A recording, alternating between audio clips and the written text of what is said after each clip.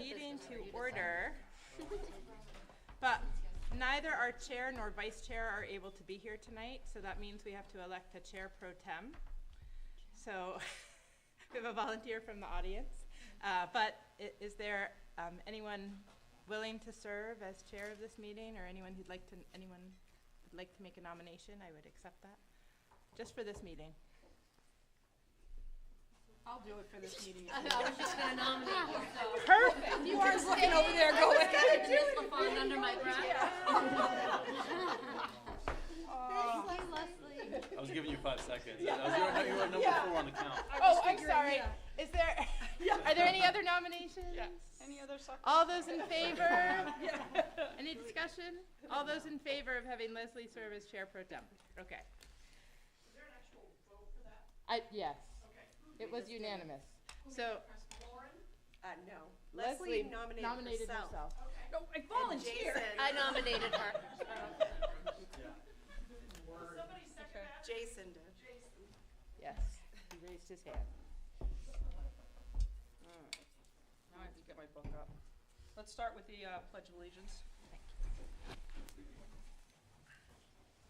I pledge allegiance to the flag of the United States of America and to the republic for which it stands, one nation, under God, indivisible, with liberty and justice for all. Thank you.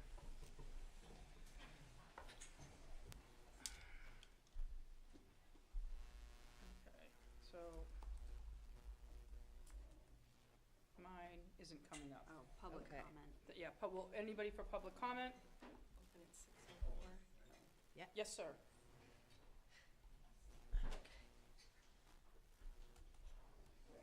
That's awesome. So I'm Tom Von Jess. I live at 94 Exeter Road, Northampton, and I'm here tonight to talk to the joint board because I thought this was the most appropriate place regarding recent information about Seabrook and the process of potentially looking at withdrawing from the SAU. So these are my opinions. Context is I also happen to be on the budget committee in Northampton, so these conversations have come up here and there. So I've been paying attention, believe it or not, starting last summer. I started watching Seabrook school board meetings online. Yep. Just wanted to see what was going on. Listening to the conversation and understand 100% that it is Seabrook's decision, whatever you decide. Understand that the initial committee recommended no, still needs to go to ballot. Just wanted to kind of share broader opinions. So I've also read some of the articles that were out, and I scratched my head a little bit because there's some misinformation in some of the articles too, which I'll talk about. I'm not exactly sure whether the real question is about student performance, local control, cost savings, what it's about. So I'm going to kind of try to address each of them from my observations, just to get you all thinking as a joint board, understanding that it's Seabrook's decision, but also want to acknowledge some of my experiences. By the way, I was on the Northampton school board for 6 years, so I've had some experience working with the SAU as well. So if it's cost savings, and I think we all know it's not, it's probably going to cost everybody more if it happens. If it happens, it happens, and we'll all work it out. All of the other districts will work it out. There might have to be some staffing changes at the SAU, whatever we need to do, we'll make it happen. But when you look at it, whether it's contracts that the SAU is able to negotiate on all of our districts' behalf, whether it's the economies of scale that we're able to achieve through some of those contracts, whether it's the printing services that we saved, or even just personnel shared services, not needing duplicate payroll processes or business managers or whatever it may be, kind of working through. There's big economies of scale. I've heard sometimes, and I'm not sure if this has trickled into the Seabrook conversations behind the scenes. I imagine that it might, knowing some of the players. But sometimes there's questions about, well, the SAU and the SAU cost is too high, and how can there be 2 assistant superintendents? Well, don't kid yourself. The assistant superintendent titles And maybe this is anybody watching at home. If you are, God bless you.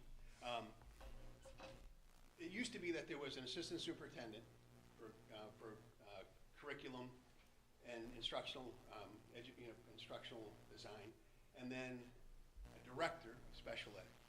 Well, now we just happen to have two assistant superintendents. Part of that reason is if you look at the other SAUs of similar size, they have the same titles as well. And part of that's career pathing and making sure that we're lifting up our personnel. So, do you need someone for instruction and design? Absolutely you do. Because we're trying to make sure that everyone kind of gets met where they are and that we have a level playing field when they hit Winnicott. That didn't used to happen. It was very disparate in the past. So this kind of administration has helped to lift that up because of all of you. When you need special ed's important. It's our legal obligation. The SAU does a hell of a job and actually saves districts money, at least Northampton, because we're able to keep kids in district where they belong when it's appropriate and serve them more effectively because of the SAU services. Not to mention that now, there's also talk about, well, people are paid too much. Well, I don't think so. When you think about what our SAU staff's doing, and they're more limited in staff than other equal-sized districts. We did that research in the past. You're not going to find people that are quality, that are going to be out multiple nights every month if you're not paying them appropriately. And we're in line, and we look at it every year, and that's it. So, again, I don't know if this is about money savings or not. I don't think you're going to save money if you split off. I think it's probably going to cost you $1 million, $1.5 million more. And the other districts may cost us more. We'll make it happen. We'll do what we have to do. There might be staffing changes, but who knows? If it's about local control, every district has local control. Seabrook has local control. You got control over your budget. You got control over your policies. You've got control. It's a matter of balancing that control with collaboration. And collaborating with the leaders in each building, collaborating with the teachers, collaborating with the SAU. There's too much damn energy right now spent on fighting. It's confrontation instead of collaboration. And one of the things I actually read was that the SAU always says no to Seabrook. That's garbage. It's a shared service. The 6 years that I sat in this room at your seat, I never saw that once. It's shared service. As a matter of fact, I would guess, I could be wrong, there's probably more time and energy right now being taken away from all of your districts, being spent on demands for information requests, which we're obligated to do as an SAU, but from Seabrook, then actually is really looking at taking care of the kids and focusing on the kids. So I would encourage more collaboration, and that'll maybe get you to that freedom of local control, because it doesn't have to be a fight. It only feels like you don't have control when you're fighting against the process and the system. And I see the public comment. I've never seen one person here tonight. There's like a line at the Seabrook meetings, and they're not all happy. So that tells you something about kind of getting in line and making sure that they're collaborating. If it's about student performance, that's what it should really be about. If it's about student performance, there's no question that Seabrook kids, every kid in every district, there's talent, there's capability, there are smart students. I've had the blessing of meeting a lot of kids from Seabrook because my daughter went to Winnicott for a couple years, and she's got friends there, and they still come to our house. So it's not a matter of opportunity, it's not a matter of talented kids. I think you need to lean in on the resources. So if you need to have interventionists, get interventionists in the elementary grades. If you need smaller class size in the elementary grades in order to set that foundation for the kids, invest in them. Do what you need to do to support your teachers to get the kids where they need to be. The turnover that you're seeing is mind-blowing at the administration level or in the classroom. That's not a healthy place if that's what's happening. And you need to ask yourself why and not point at anyone else other than who has control, which is the school board. So I would encourage you to work it out. Hey, Lacey, I think you're the only one here from. Right. So I'll point this out too. In my 6 years here, there were many nights that there was only one person from Seabrook here. There were many nights that there was nobody from Seabrook here. So it's an interesting thing, and I'm sorry that more people aren't here. This certainly is not directed at you. You're brand new. You're doing you're here. Thank you. This is not directed at you, but this is my opinion as a community member with someone that, with some stake here. So maybe preaching to the choir. I just wanted to make sure that I put in my thoughts as your community goes to vote. Do not vote to let go of the SAU. It is a resource that you have and a resource you can work with. You're not going to get better results. You're not going to save money. You're not going to have more control by leaving. But if you do, we'll work it out. Thank you. Is there any Tom. questions? Thanks, Tom. Go on. Any other public comment? All right, we'll leave it open until 6:34. Thank you. Approval of minutes from May 21st joint board meeting. Okay, I tried to put in who's available at the meetings, because those are the only people that can approve them. Mm-hmm. We've got several sets of minutes, and I think that's been kind of the issue sometimes, is not the right people in attendance. Yep. So, Well, I'll make a motion to approve the May 21st public hearing and meeting minutes. I'll second. Any discussion? All those in favor? can I Can ask, vote? there are Yes. 9. Yep, yeah, go for it. Might be easier for me to keep track. Absolutely. Alex? Yep. Anthony is not here. Ashley? Barbara is not here. Becky is not here. Desiree? Yep. Jason? Yes. Caitlin is not here. Lauren? Yes. Leslie? Yes. Michael? Yes. Nicole? Yes. Patrick is not here. Tamara? Yes. And Tricia is not here. Okay, so those are the only people that can vote, and all of those people, your vote was yes. Yes. Thank you. And then Thank you. abstention. And then everybody else is an abstention. Yep. All right, then we have the minutes of June 24th joint board special meeting. I'll make a motion to approve the minutes as presented for June 24th, 24 special meeting. Well, second person? And if you guys don't mind, I'd like to. Yep. You go right ahead. Same way. What- Alex? Yep. Ashley? Lauren? Yes. Leslie? Yes. Lisa? Nicole? Yes. Tamara? Yes. Oh, Renee's here. Oh, Renee, I'm sorry. Thank you. Tricia's not here, and Wendy It's not here. not here. Okay. And everyone else is an abstention. Thank you. Thank you.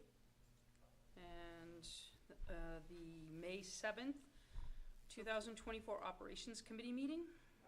Can we do that? We have Michael and I. Is that We enough? have 3 people that can vote on that. I need No, you have 2 of the 3. 2 of the 3. Yeah, you have a majority. Okay, so that would, somebody needs to make a motion. Okay, I'll make a motion to approve the minutes of May 7th Operations Committee meeting.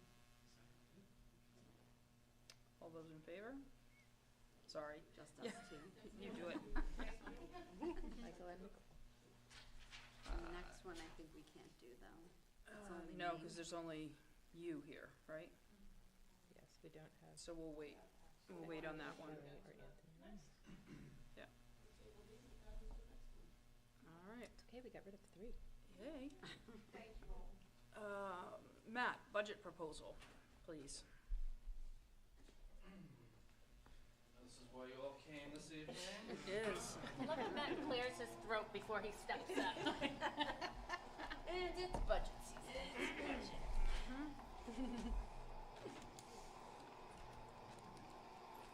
My cough drops and I are good.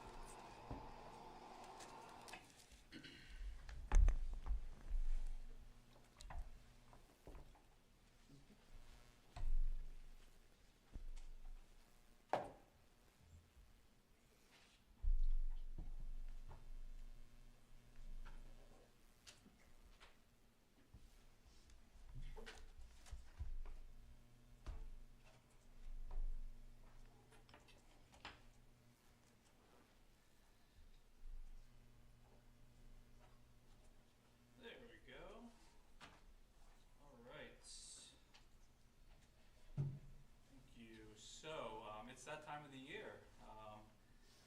You all have some fun budget sessions ahead of you for your respective districts. However, this represents the SAU budget. So, as you know, the SAU creates a budget that is then allocated by enrollment and property valuation, and is distributed via that calculation to each individual budget, and it's a line item in each of the district's budgets. So I also want to thank the operations committee for reviewing the budget with us. As you know, the operations committee is tasked with that fun job. They get a second budget to review. So thank you all. A few weeks ago, we went through the entire budgets. They asked some great questions to bring forth this budget this evening. So as you know, this is a collaborative SAU model, and really the intent is to really optimize the economies of scale, create efficiencies, have shared resources in order to provide cost savings for each of the districts, provide better services, but also with the intent to maintain identity by district, because we do know that each of our districts are unique and have their own culture. So we try to really walk that line where we can work together, but also allow for each district to have their unique vision and goals. Matt, So, before you go too far, can I just point out that everybody has copies of the worksheets and the detailed spreadsheet of the budget as well, but you're going to be doing the higher level overview. yes, thank you. So included on board docs is, in addition to this PowerPoint, is you're very familiar with the budget worksheets that you all have in your individual districts. That has each account with account history, expenditure history, budget history, as well as justification for why we're asking for the funds, as well as the narrative as to how exactly we plan to utilize the funds. There's also a document with the actual assessment, which is the allocation of the budget by district. We have our an Excel document, that's the budget summary, which includes every account. Again, that has expenditure and budget history, 3-year average, percent change, and then we have our salary schedules for our employees. I just wanted to, sometimes we get questions as to what does the SAU provide. So I just included this slide. I'm certainly not going to go into detail. I know there's a lot of, this is a very wordy slide, but in essence, the SAU is providing that educational leadership to our 5-member districts in some key functional areas, and it's those 4 really.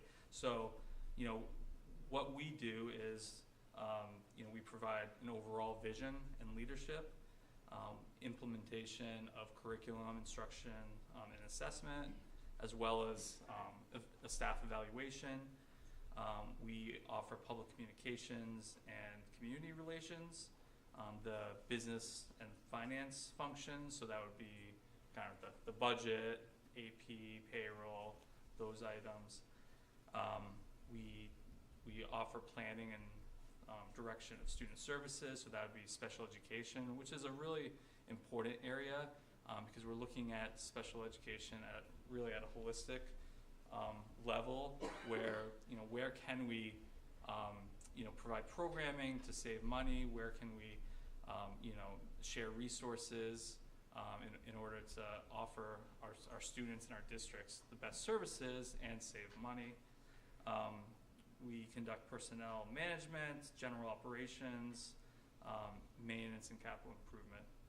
So the SAU is responsible for filling all these functions, but we're also navigating some pretty complex legal and procedural requirements. Every year there are new educational laws and requirements that come from our legislature, and that's something administratively we're tasked with providing. So I won't belabor the point, but those are kind of in a nutshell an overview of what the SAU does. So when we are looking at budget, and this applies to all of our individual districts, enrollment is a key metric. Obviously, depending on whether we're seeing an increase or a decline in enrollment, you need to budget accordingly, whether that's from a short-term basis or long-term planning. We have seen a decline in a number of our districts over the last number of years, and we are anticipating a decrease from 2,135 students in this current FY25 year to 2,133 students next year.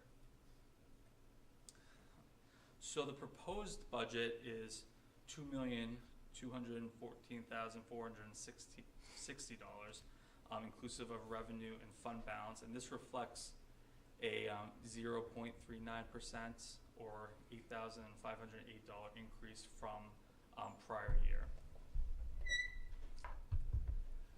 So that breaks down by district. I had mentioned earlier that there is a formula that factors in enrollment and property valuation.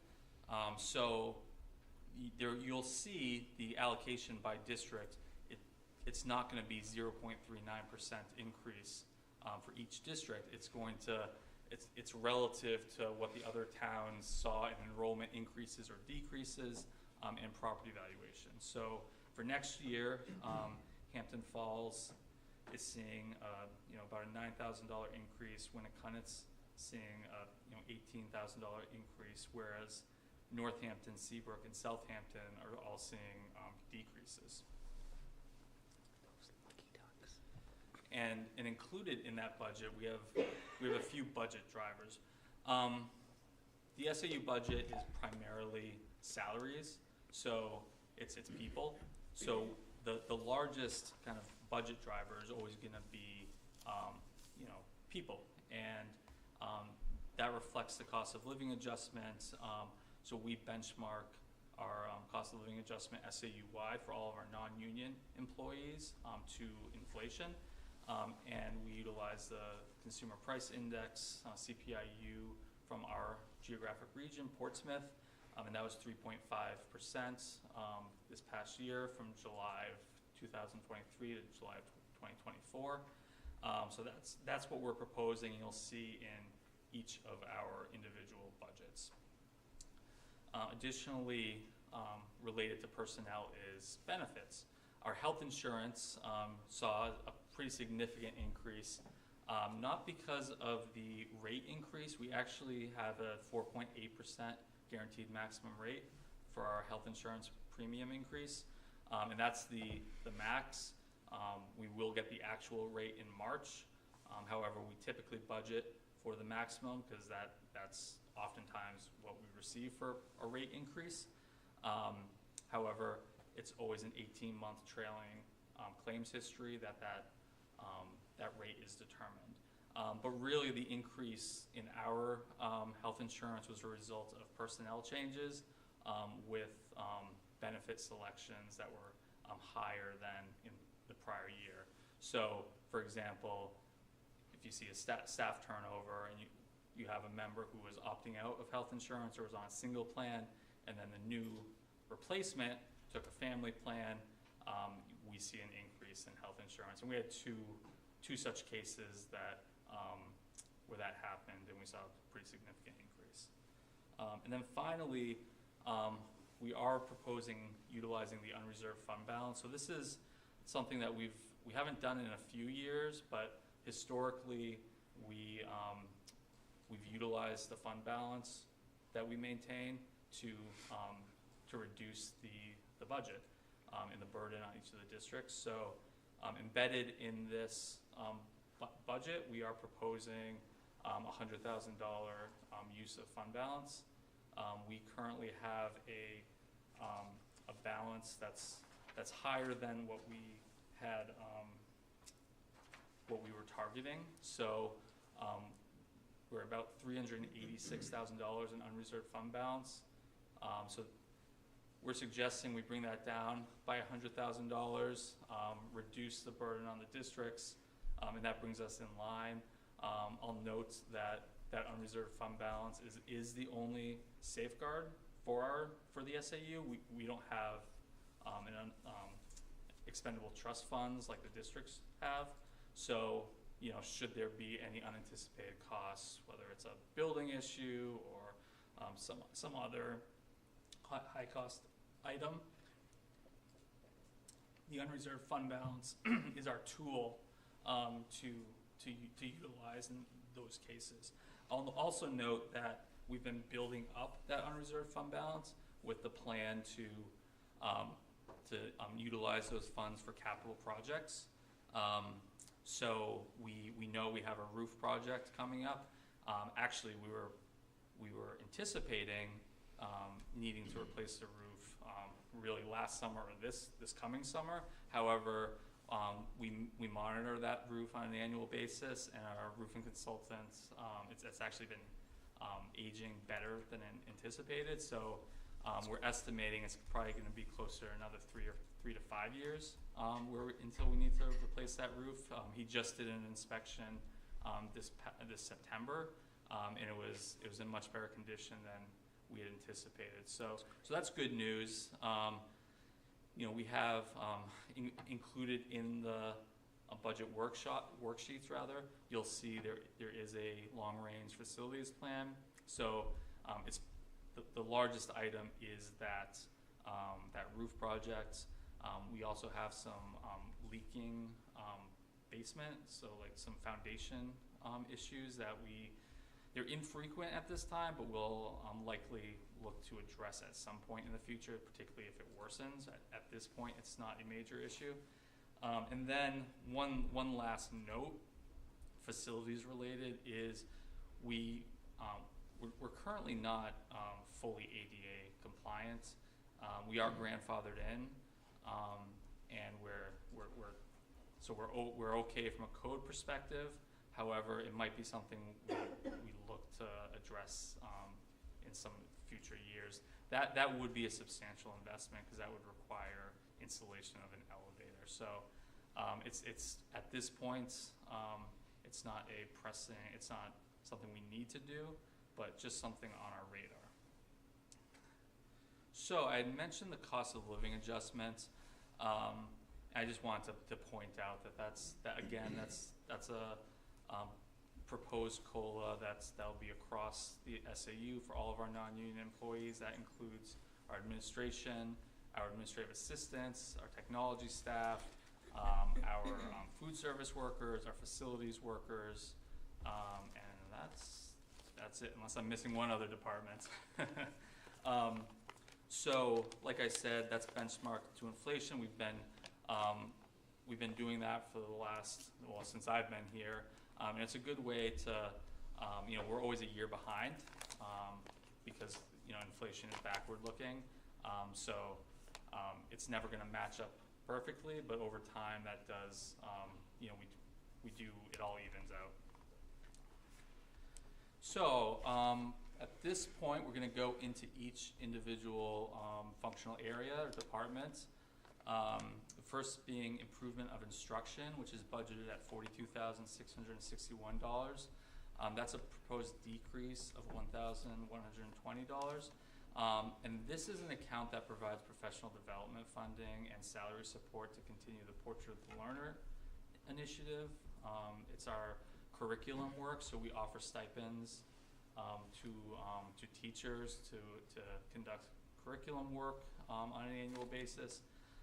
And then just general PD to develop our administrators and teachers and staffs, just general skills and knowledge. Our Board of Education budget is $53,406. That's also a decrease of $490. That represents a slight reduction in our legal fees. Now, that's based on actual expenditure history, but you all know, based on your, when you've budgeted with me, that's one of those volatile accounts where it can change dramatically from year to year. Typically, we just utilize the most recent history, but that can change at any given point. Additionally, the remainder of our accounts were essentially level funded. That includes labor relations. So labor relations is our legal fees for any collective bargaining. So we aren't bargaining for our teachers or our paraprofessionals unions. So that has no increase. We're not budgeting any money for those. Our audit, so that we contract out a third-party audit firm to conduct an annual financial review, and that's Plodzik and Sanderson. We're under a 5-year contract. We have salaries, advertising, and contracted services. All those accounts were essentially level funded. So the Office of the Superintendent is budgeted at $935,895. That's an increase of $22,433. The bulk of this increase is the cost of living adjustment for our ESOL teachers, as well as our non-union administrators and staff. So the ESOL teachers, as you know, we have a shared model where they're employed through the SAU office, and then we deploy them as needed in each of the districts. So it's really worked out very well, where we can flexibly move them around, and we can have a full-time employees, but use them in part-time capacities if necessary in each district. So what this does, it allows us to hire higher quality teachers because they're full-time, whereas they might be part-time if they're in an individual district. So you get better service, and then we share those costs and save money. That's an increase that's included in the budget, and then it's billed back to the district that uses the ESOL services. So we're looking back on how many students and how many hours are required per student, and then we essentially allocate those expenses by ESOL teacher to each individual district. So you'll see, or you've seen, an ESOL contracted service account in each of your districts for whatever your percentage is to pay for those two ESOL teachers. You'll see the corresponding revenue on the revenue side for the SAU. So we have an expense, but then there's also an offsetting revenue. Additionally, we have slight increases to supplies and dues and fees. That's the dues and fees is increase in our, because we have a 3-year renewal for NABITA, as well as we did have a few decreases. That was in salary due to change in personnel and a new copier printer contract.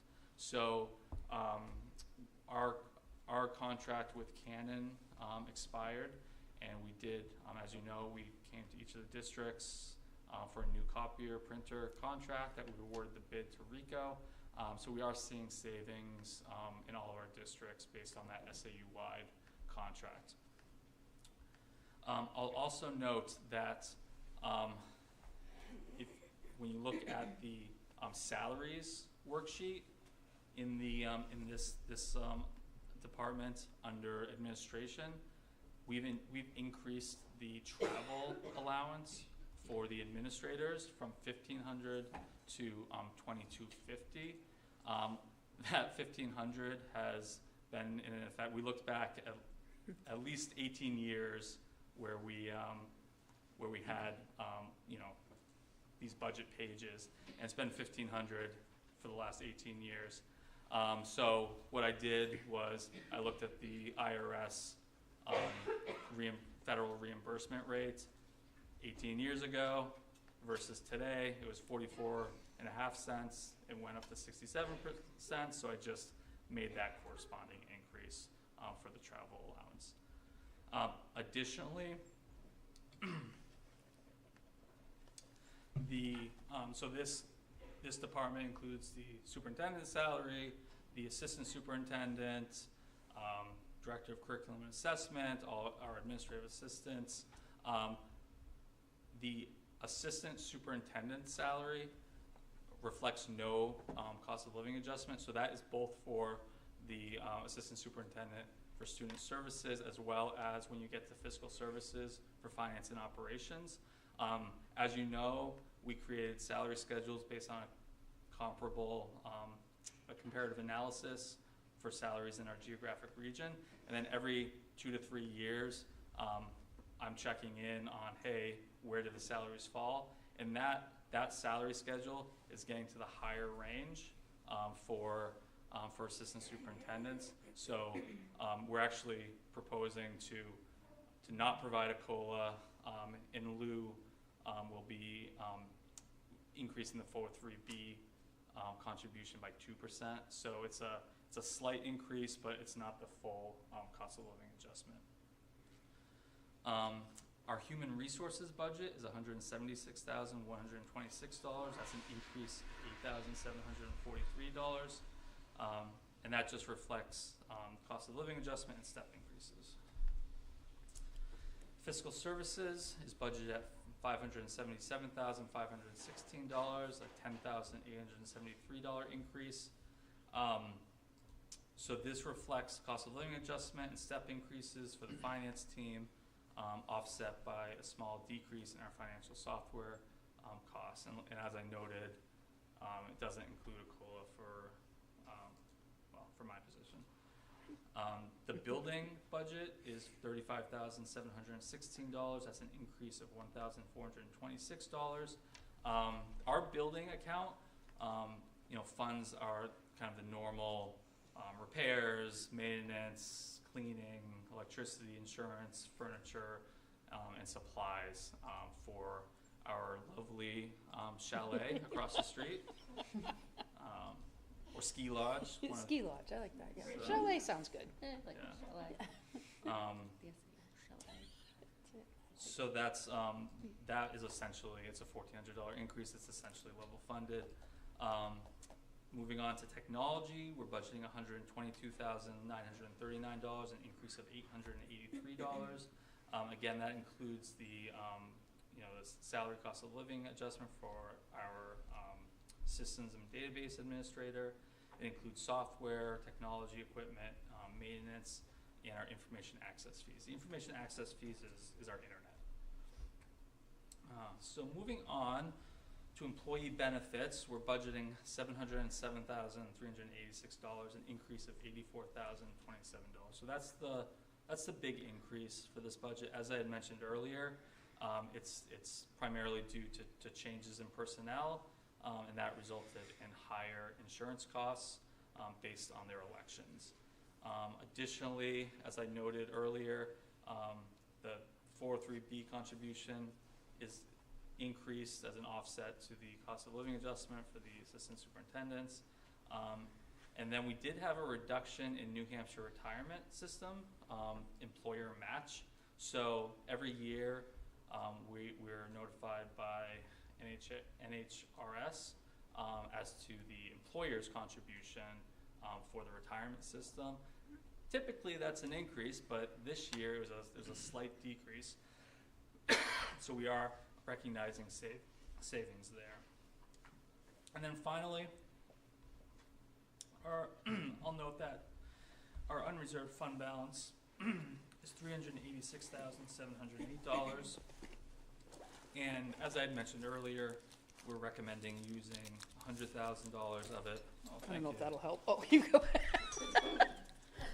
I don't know, like this happens every year. Yeah. Like I don't know if I just don't talk that much otherwise. It's budget season. If I'm That's it. like, if I get sick around this time, I don't know. So I do have a loud family, so I don't really talk much. In any event, so if we utilize $100,000, that would bring our unreserved fund balance down to $286,000.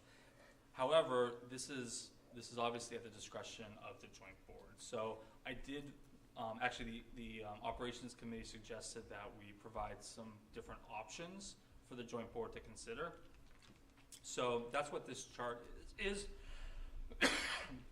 At the bottom of this slide, you'll see using the $100,000 of unreserved fund balance, that brings our operating budget to what we're proposing, and it's a 0.39% increase. However, if we use less than $100,000, I provide options for if we use $75,000, $50,000, $25,000, or if we didn't use unreserved fund balance.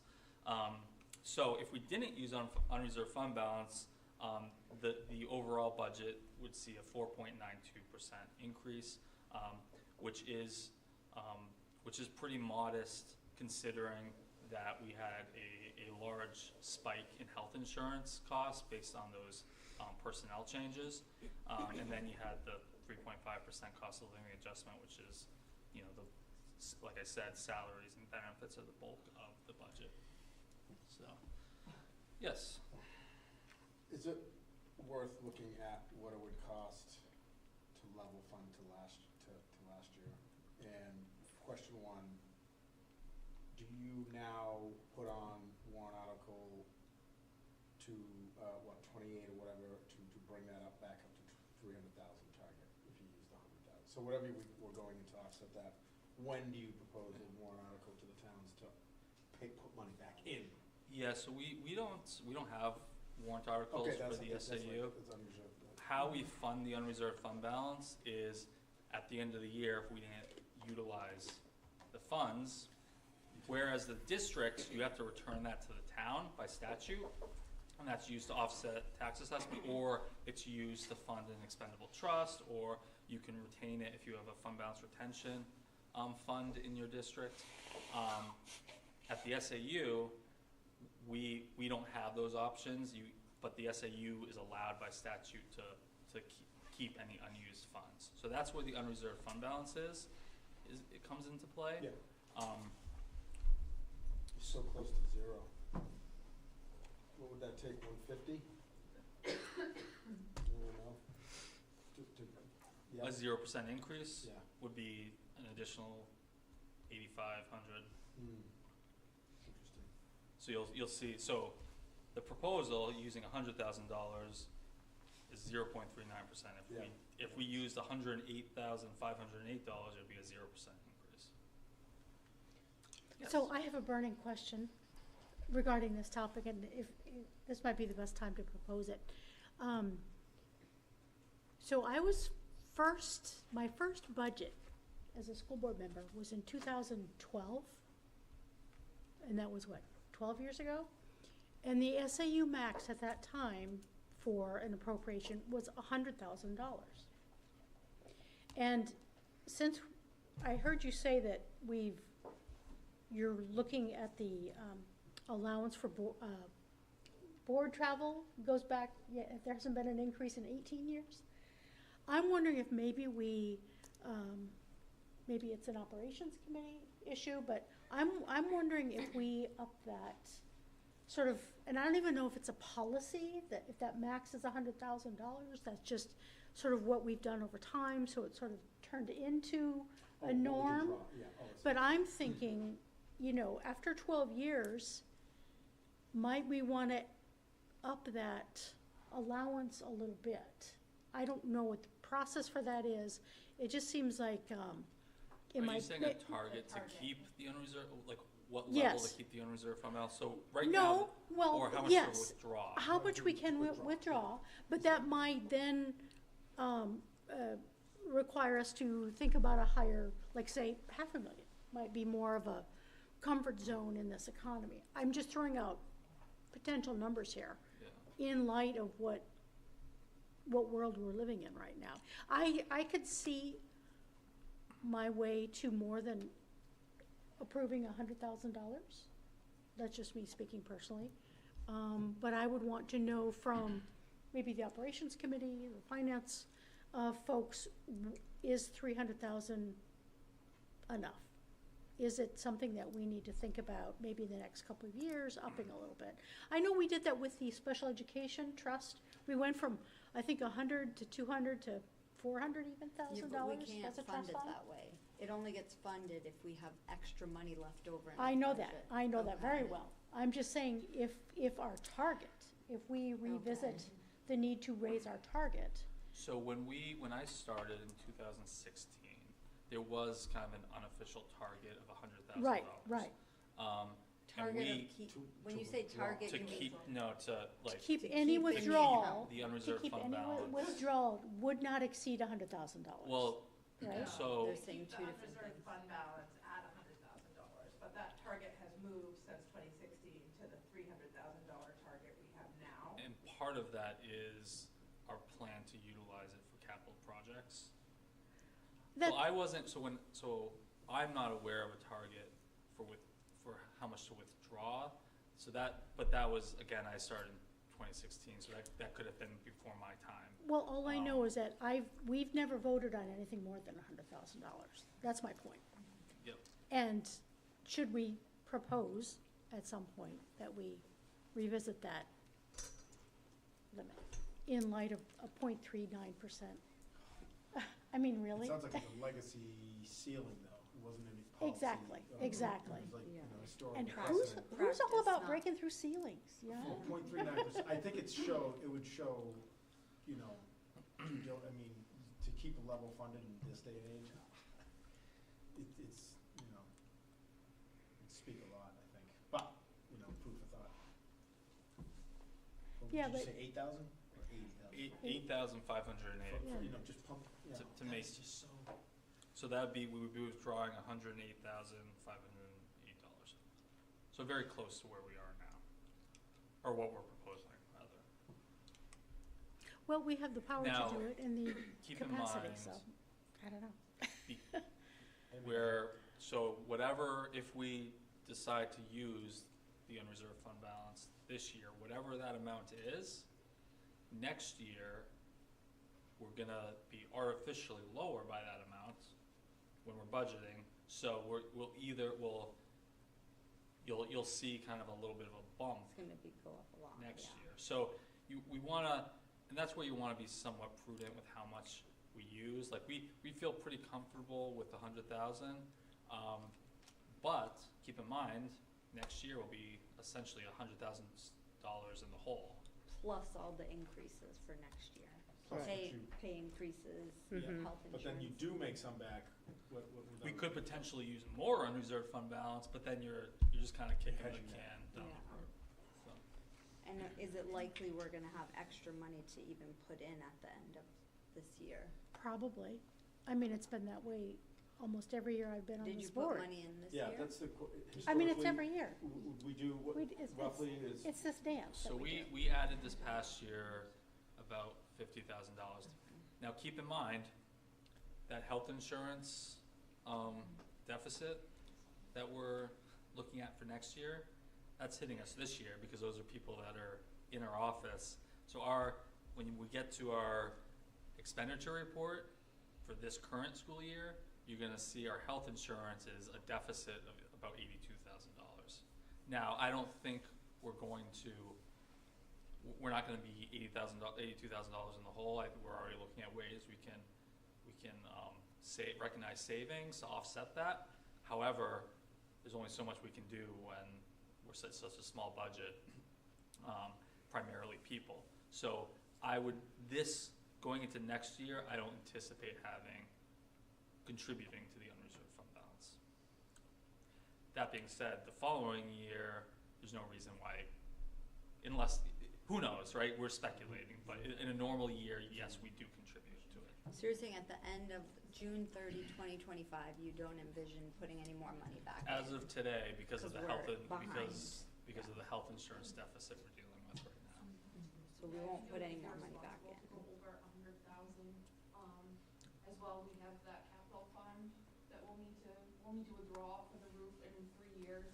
And also, this is, this is tough to bring up, but with the withdrawal, Seabrook, by statute, if they do decide to withdraw, which will be in a couple of years, that they can walk away with 29% of that money. So to keep snowballing that and to have Seabrook take, if they do withdraw, take 30%, 29.5% of that money on top of a new roof for the SAU, on top of a basement. I think taking more than $100,000 at this time would just be irresponsible, because it would leave us in 3 years with zero, possibly, $50,000 or a low fund balance, if that makes sense.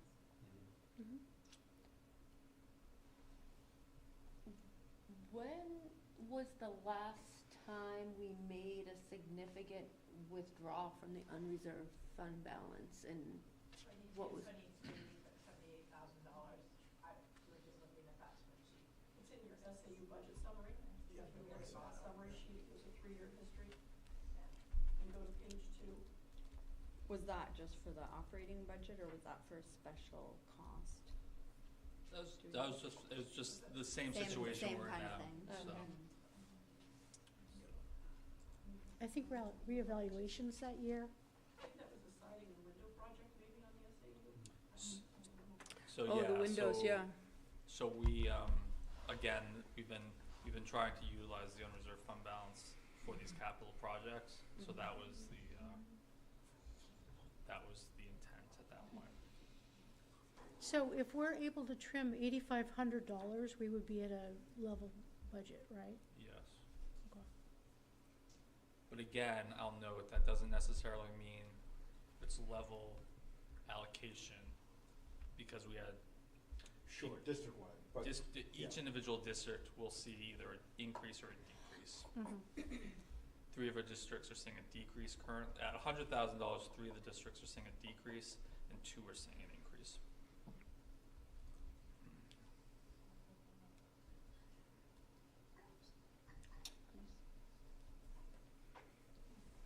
But there doesn't look like, is there even a place you could take out 8,500? Most of it's pay increase. Well, we wouldn't be reducing the budget. We would Oh, I be, thought that's what people said, trim 8,500. I thought No, we from meant the reserve increase what we use from the unreserved fund balance. I think both have been said.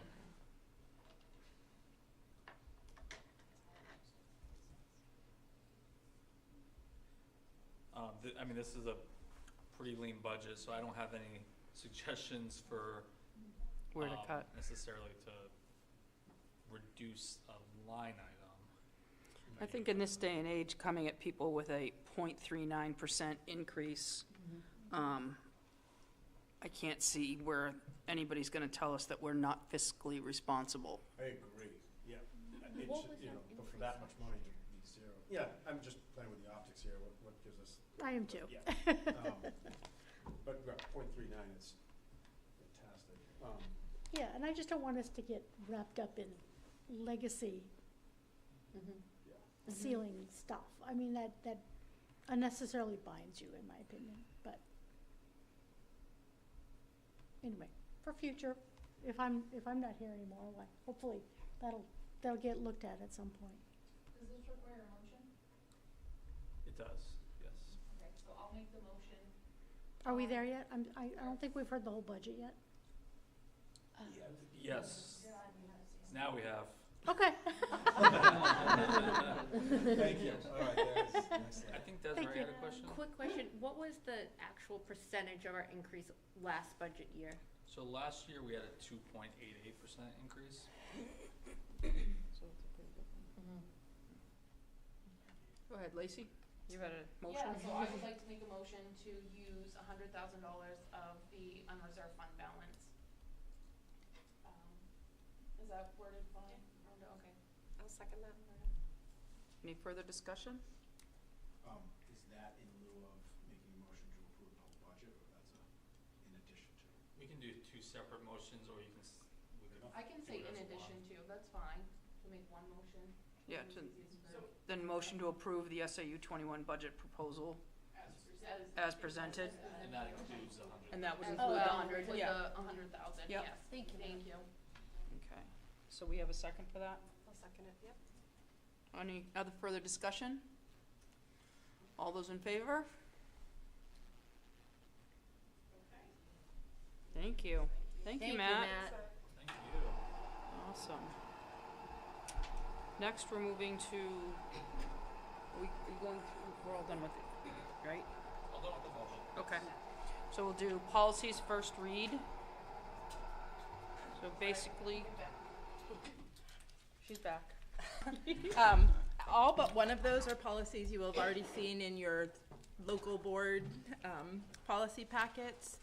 The one that is not amongst those is the very last one listed, I forget now, I had it open. Thank you. Which refers to a comp time practice that is not in existence and has not been in existence as long as Matt and Rhonda have been here. Okay. So we would recommend eliminating that. Sometimes we work holidays and sometimes we work weekends. Yeah. Hourly employees get paid for those, administrators, that's just how it goes. Okay. All right. So we come back for those on the next meeting, guys. So just read them, and if you've got any questions,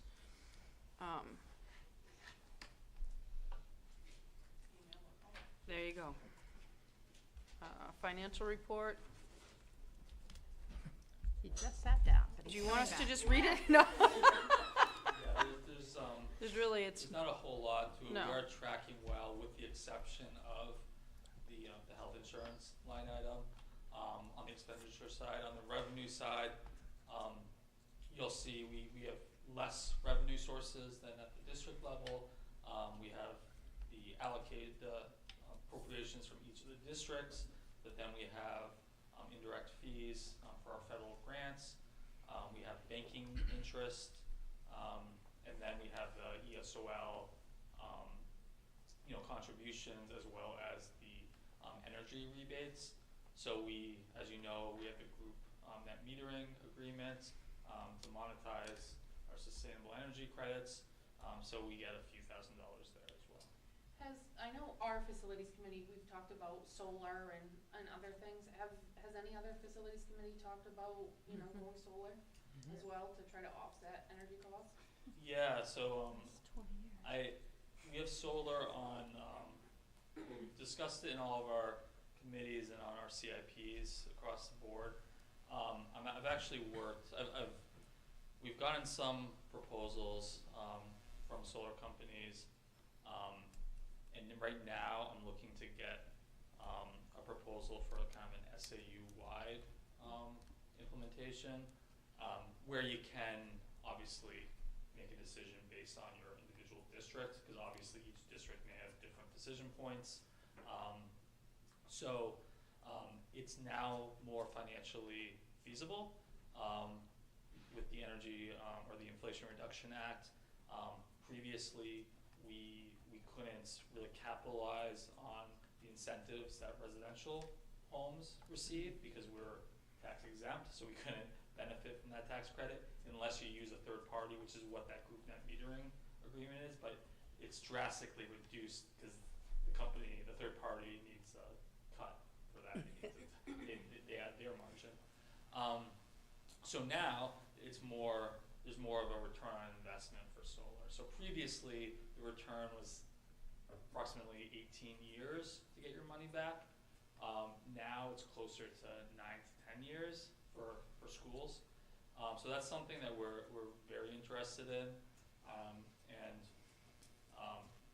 we're trying to align with roof projects as well, because most of them would be roof mounted, and you want that on a newer roof. So like Winnicott, for example, has a big, huge, not even big, huge, your entire roof slated to be completed over the next, this past summer and then the next 2 summers.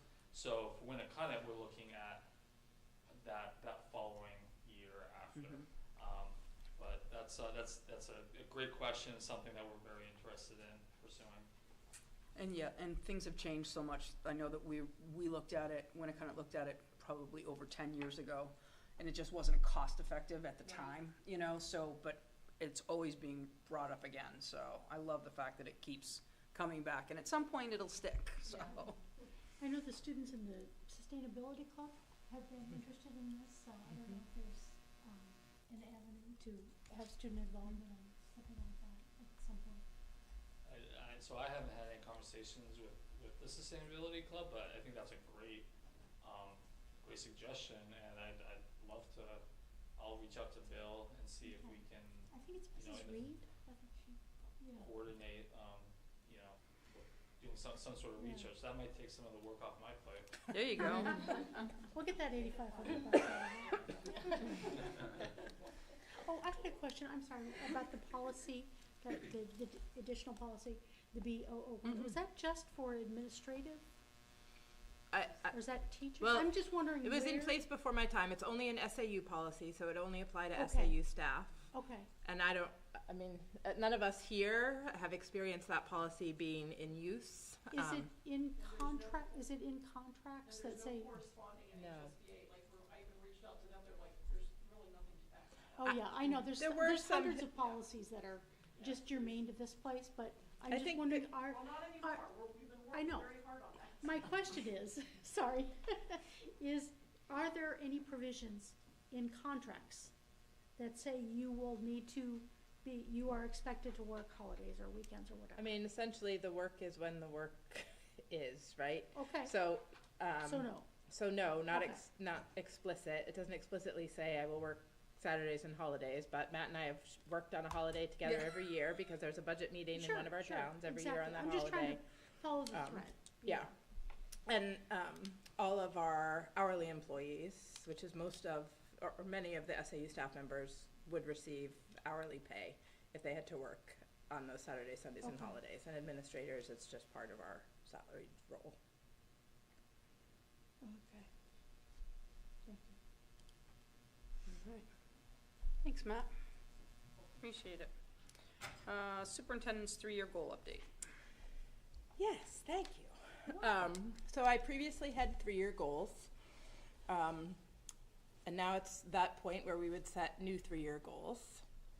Trying to align them to Portrait of a Learner is proved a little tricky in that every district has different focus areas within the Portrait of a Learner. Some districts have not fully adopted their Portrait of a Learner goals. Some boards have not yet set goals. Some boards have set goals. So the discussion at the operations committee was, should I be writing goals for each district? That is an option. The second goal area was set as communications. The Joint Board Communications Committee is meeting tonight. We were originally supposed to meet a couple weeks ago. So again, it's tricky to sort of pinpoint what are those pieces that I'm looking to deliver on when they're still a little bit moving targets. Last time I wrote these goals, I worked with the Joint Board Chair to kind of carve out a process, but I think what I need most tonight is a sense from the boards of, do you want me to write individual goals tied to Portrait of a Learner for each of your districts, or are you comfortable with something more broadly written as is here? And I can work either way. I'm going to be working towards supporting your individual goals no matter what, but if it would be helpful for you all to have that be more explicit, I can do that. Thoughts from any boards? My thought is general is fine. I think that's just my opinion. I think general is fine, but I would love to hear from any other boards. General is, I kind of actually like that idea. I think that if you end up doing specific goals for each district, it kind of becomes, it might become more of like a checklist, you know what I mean, instead of like a kind of guiding goal of like, what am I doing to improve this, all this goals for SAU. That feels like they become overwhelming, like, did I make sure I got those 3 goals at that school and that school? I think it might be more quality goals and quality work that we see a little bit more for everybody. Any other input? I think I'm fine with the general as well, general.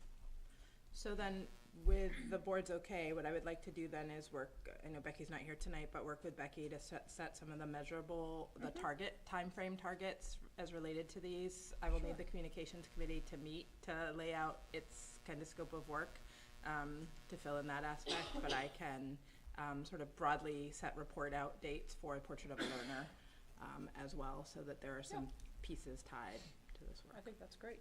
I just have I guess a general question, Meredith. So, respecting the district's individuality, yes, but Portrait of the Learner, so each district will be helping them attain the common, you know, I hate to say common goal, but, you know, the outcomes of Portrait of the Learner. We still want them, 8th graders, to come to the high school with achievement but the idea is you'll make sure that each district, in their own individual way, based on their student set, it gets there. Yeah, I think that's a fair restatement of what my goals are, and I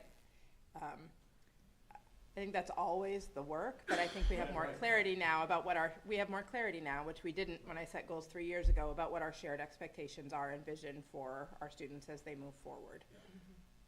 Yeah, I think that honors the individual culture of each community. As long as they get to the main goal, their objectives and their path is, I think, no different than allowing a teacher to sort of craft the path of their curriculum to get to, the end goal. So I think that makes sense. Yeah, and I don't need to take away any of that individuality. I just feel like if it's hard to actually set this goal, for example, on Portrait of the Learner for all districts that haven't been adopted, then it feels more making a goal for the sake of making a goal. Most people don't have for that, and so that's just those commonalities, right, in that Portrait of the Learner. That even if it hasn't been adopted by a school district, these are still things that are important in education, and I think that you can still benefit from goals that align with that. Right. But it just feels like we might be crafting something for the sake of doing this. I agree with Ashley. I feel like that would take away a lot of the chaos that comes with the 5 different districts. Yeah. Okay, so I think we're all in agreement, so, thank you. So by the way, public comments over. Future meetings, we have an SAU21 joint board public hearing and meeting Wednesday, November 13th. SAU21 Operations Committee, Wednesday, January 22nd, 25. Oh my God, 25. SAU21 Joint Board Policy Committee, Monday, January 27th, 25. And our next joint board meeting is Thursday, January 30th, 25. At this point, we need to go into non-public, so could I have a motion for non-public, please? I'll make a motion to enter non-public under RSA 91-A:3, Rule 2, A and C at 7:11 p.m. A second? Second that motion. Great, thank you. All those in favor? Oh, you need roll call for that? Yes, we do. Okay. Let me just catch up to you. Mm-hmm. Alex? Yes. Ashley? Desiree? Yes. Gisella? Yes. Jason? Yes. Lacey? Yes. Lauren? Yes. Leslie? Yes. Michael? Yes. Nicole? Yes. Renee? Yes. And Tamara? Yes. Did I miss anybody? All right, we are in non-public.